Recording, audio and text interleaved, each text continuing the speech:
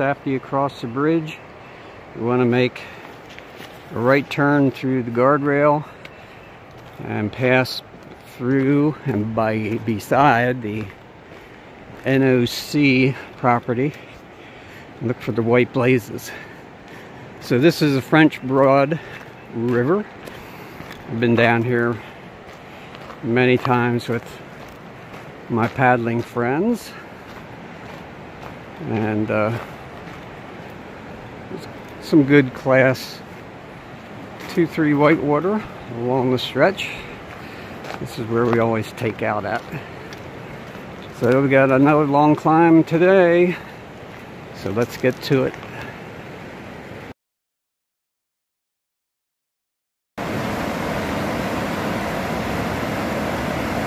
We got some high flows going on here this morning. That brings back some memories. Coming up out of Hot Springs, you got a lot of switchbacks at a grade anywhere from probably 10 to 20%. But it does get you up here to a nice overlook with some views.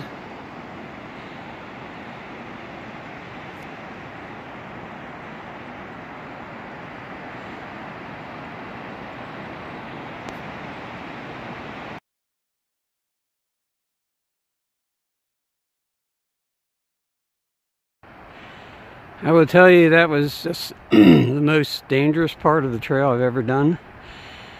I had to go hand over hand without poles for a while. The trail is not marked, but I knew it had to bring me up to the top somewhere. So I climbed this hillside. It's not a place where you want to slip and fall, for sure.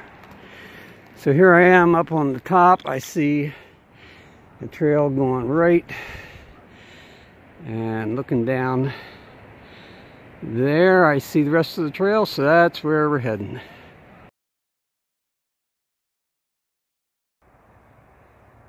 Now there's the view I wish I had in the Smokies, but instead it's above Hot Springs.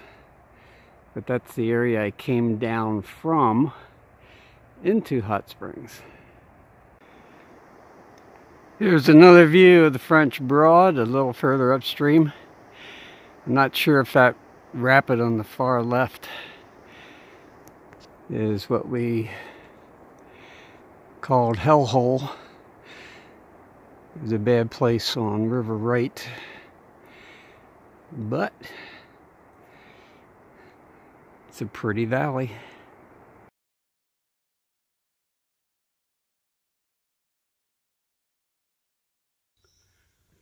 This is an interesting thing. There's a dam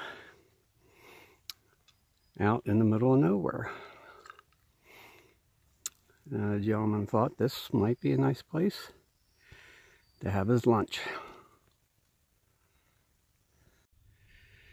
So once you pass that dam, you're going to come up to a dirt road, and those white blazes follow the road. And if I remember looking at a Google map yesterday, we're going to be on this road for a while. So I'll just keep looking for the white blazes. Turns out after you get on that gravel road, you only be on it for about a quarter mile, and then you'll exit to the right. You'll be back on the trail. And the trail is going to pretty much parallel the dirt road, come down the steps. Then we got to go over this bridge and pick up the trail on the other side. And I think this might be Route 25 in the Hot Springs.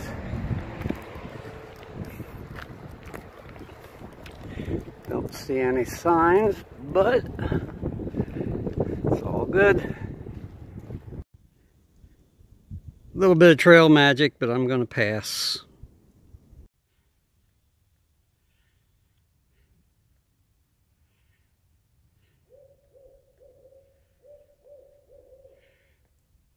Did you hear that? I think that's an owl.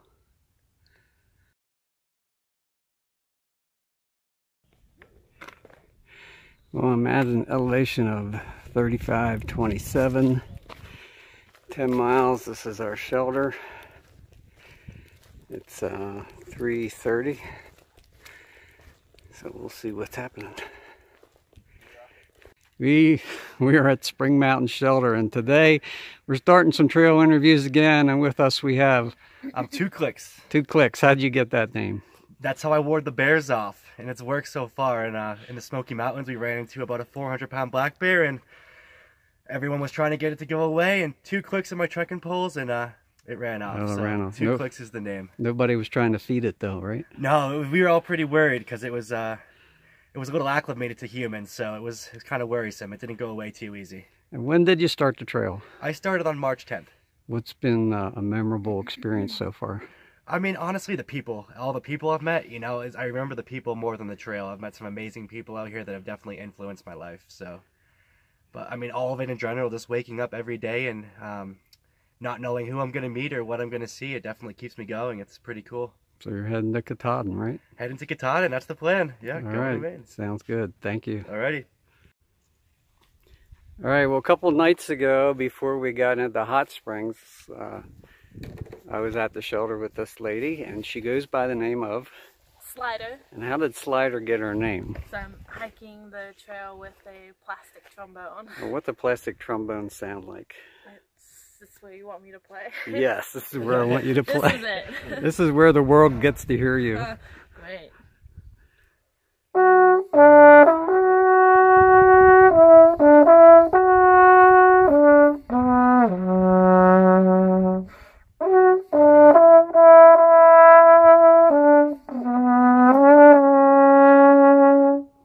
Thank you, Slider. That's great.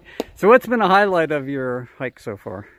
I mean, I think you get the same answer with a lot of other people. It's just meeting new people every day. And then for me, just the fact that I'm hiking with the trombone and it's so different. There are people who I've met who have already heard about me before I get there. And anytime someone sees this, I don't know, I love seeing people's reactions when they find out it's an actual trombone. And when did you start hiking the trail? I started on March 10th. 10th. Yeah. Has there been a really hard part of the hike so far? There was one day I took a 0 day in Franklin, and it was supposed to be like bad weather, but it ended up being sunny all day. And then the next day when I got back on the trail, it was a huge snowstorm. And I got to a shelter, me and a bunch of other people got to a shelter at like 3 in the afternoon. Got in our sleeping bags and no one got out until the next morning. Yep. That was a hard day, but then the next day was really nice because the sun came back out and it was kind of fun hiking in the snow. That sounds like the day I was there. Yep.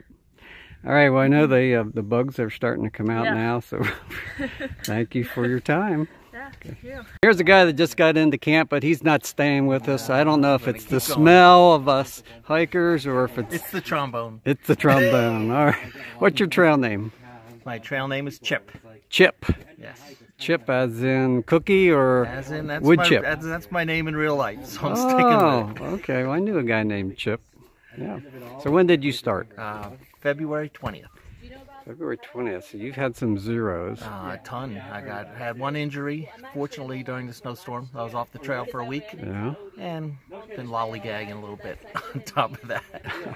Any experiences stand out in your mind so far? All of them. All everything. Like the times when there's no views for 5 days in a row, or there's what? No views. You just look at stuff that's closer. Yeah, you look at your feet yes, walking up the trail. You better look at your feet. Yeah. Yes. All right. Well, anyone you want to say hello to? My parents and my wife. Where are you from? What state? Beautiful Bayhead, New Jersey. Oh, I'm from Lancaster, PA. So you're just east of me. You get to stop home. I do. All right. Well, thanks. We'll see you on down the trail. All right. Good morning, everyone. It is 8 o'clock on day 2 out of Hot Springs, and first thing today we're going to be climbing that mountain. I just stopped at the Little Laurel shelter for lunch. That was 8.6 miles from where I stayed last night. My low elevation today was 2,218, and I have to climb right now to 4,750. Little Laurel's at 3,652, so about 1,100 foot climb. And then it's a bunch of little up and downs till I get to the shelter. That's another 8 miles. It's drudgery, but gotta get going. I am at the White Cliffs Overlook, probably the only one for today. And as you might hear, it's windy up here. In the distance you'll see some cell towers. That's where I just came from. So we're heading to the shelter. Should be there in an hour and a half.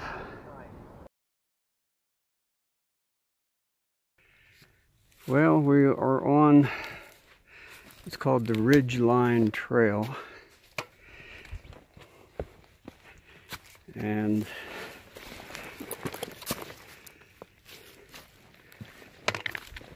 pretty treacherous. They have an alternate route, a bad weather route. It is not on the ridge.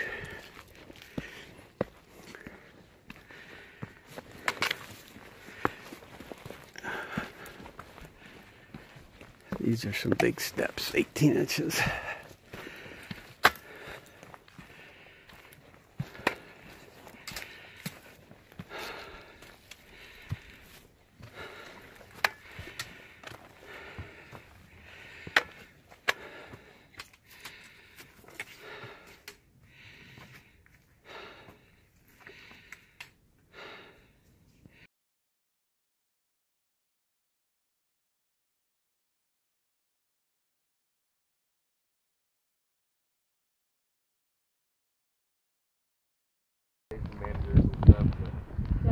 So I am up on the peak,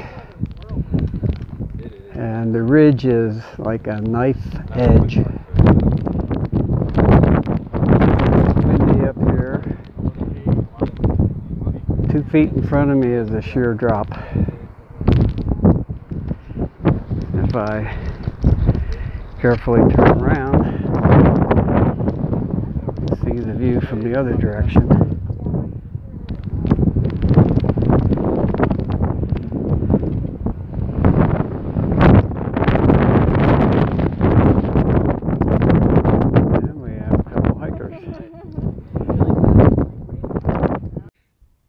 And I just moved to a slightly different vantage point. This is called Howard's Rock,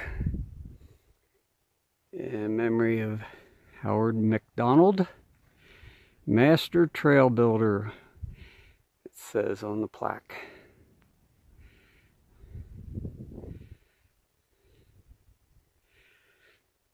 And this is the drop-off. Look at that cool valley down there.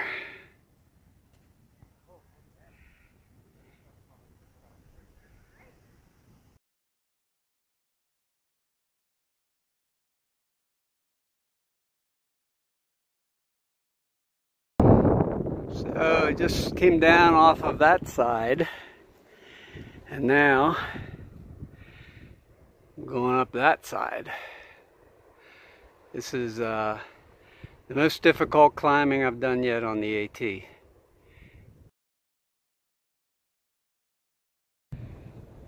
Well, we passed mile 300 and it had the best views. Since I started the trail, it was also the most difficult, probably 2 miles on the trail. So if you like rock scrambles and great views, check this out. Well, good morning everyone. It is day 3. Yesterday was an incredible day. The hike, the climb to that knife ridge, toughest on the AT so far, but if I had tried that same thing, a month ago, the legs would have been shot. But when I got into camp after close to a 16-mile day, I still had some energy left. So that was good. I think I'm starting to get some trail legs. Certainly a dangerous climb if rocks are wet, if it is windy. There is that side trail. And as you can see in the pictures, some of the ascents and descents are kind of vertical, so you have to climb. There was one place I had to physically turn around and climb down the rocks like you're climbing down a ladder, because I couldn't be in a forward position. My pack would have been against the rocks. So last night, about 10:03, it started raining pretty hard. Rained for about 15 minutes and rained on and off into the morning. And this morning, when I started my hike at 9:20, it was lightly raining. There was a bit of a rock scramble at one point, but nothing as major as the day before.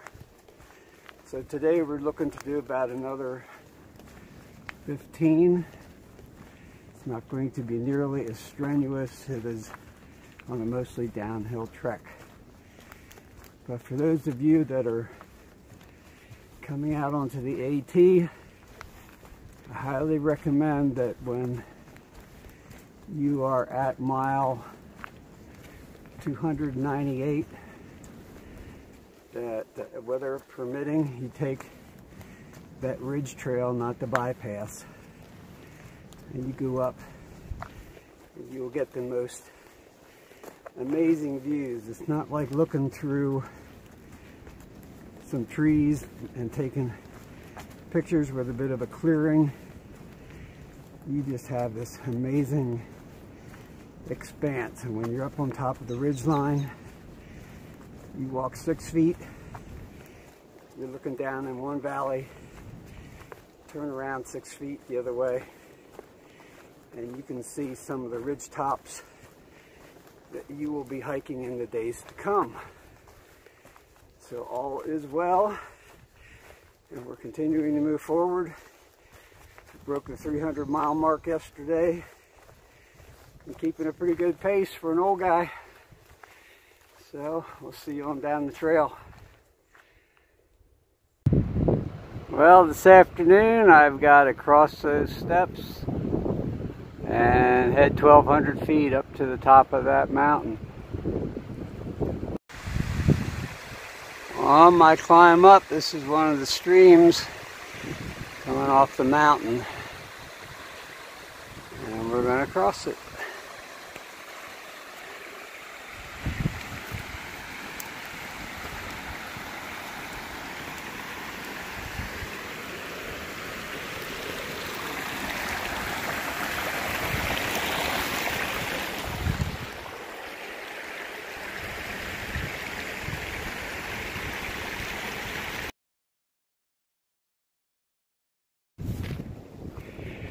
Funny thing about the AT, when you see a mountain, that may not be the one you're climbing. I went through so many switchbacks. I think that was just the little brother of the mountain, because it took me 1 hour and 40 minutes to get up here. And at this point, we're going to drop down maybe 100 or 200 feet, come back up to about the same elevation, and then drop down, come back up, and drop down to the shelter, which I should be getting to around supper time. It's getting cooler out too. It's supposed to be 28 degrees tonight.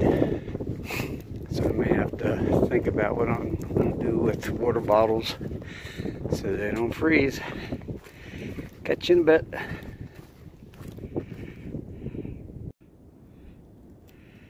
Coming down into that little saddle, we get a view. So we're going to climb that hill and then go back down. Interesting to me, I'm kind of walking in a U shape. That was the mountain I came off of first, down into that saddle, then up over and walking the ridge line, and now down into the valley. It was a little warmer until that breeze kicked up, but it's all good. Out here, my glove just blew off. You come across sometimes, old forest roads. A lot of them seem to be logging roads.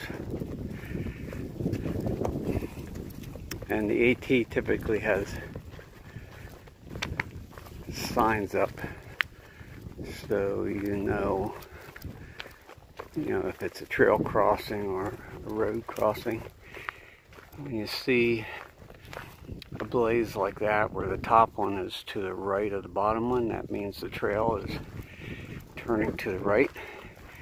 And if the top blaze is to the left of the bottom blaze, that means you're turning left. And you see that a lot on switchbacks. If you're in snow, you might not know which way the trail goes. All right. And when you see two of the blazes, one on top of the other, that means you've come to a road. And in this case, there's an old logging road that runs down through the woods. It is 20 after 5. Just got to Hogback Ridge Shelter. That's 15.5 miles for the day. That's enough. And nobody's food bag is on the cables yet. But time to unpack and get supper started. Well, it's 10:15. I've been hiking 2 hours, and you can probably see some reflection out there. Those are roofs from people's homes, I assume, on the ridge. So we're on the Bald. You can see a few hikers up ahead of me.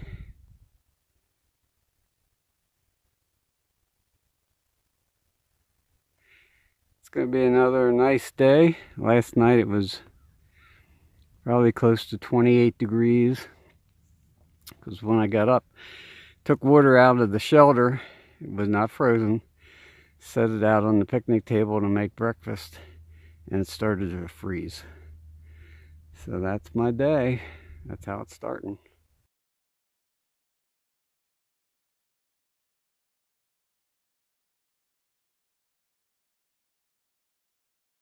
I've been climbing for the past 6 hours and about 8 miles to reach this point.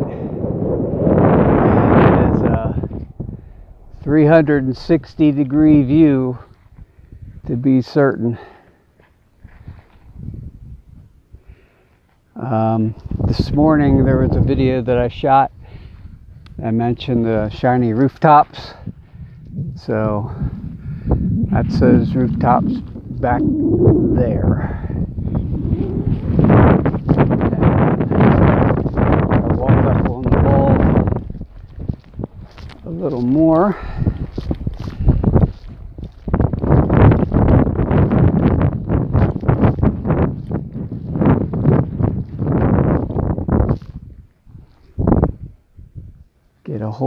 different perspective.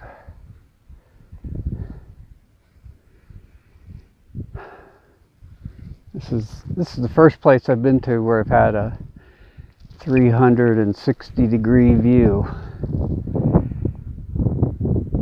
It's pretty amazing. So let's take some pictures for you.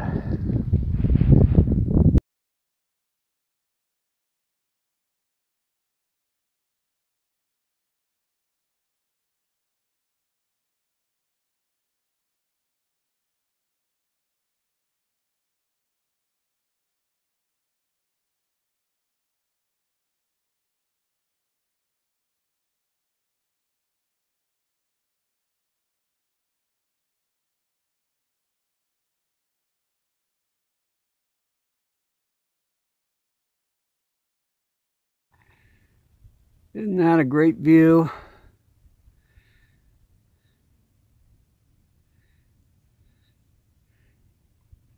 And here's a tree next to me. And 6 feet ahead of that is a cliff.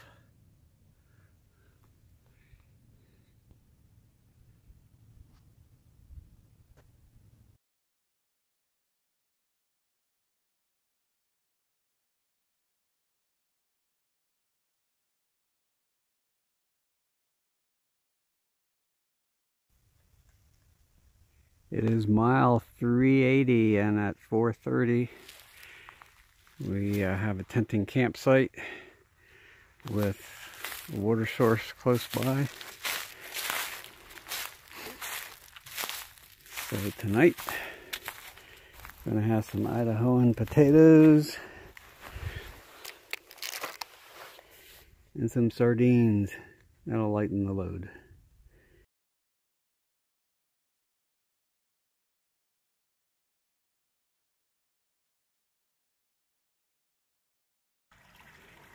Ran across this cool little mountain stream, and look at the flowers that are getting ready to bloom.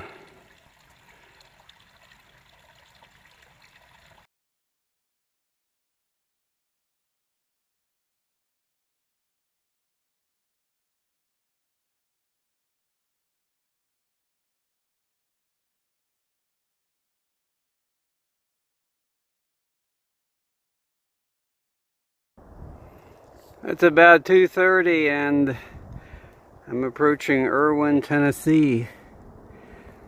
Not too much of a view through the woods, but Uncle Johnny's is my destination.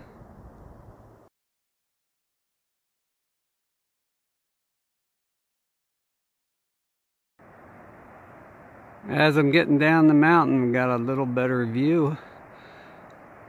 That's the Nolechuck River. Low water.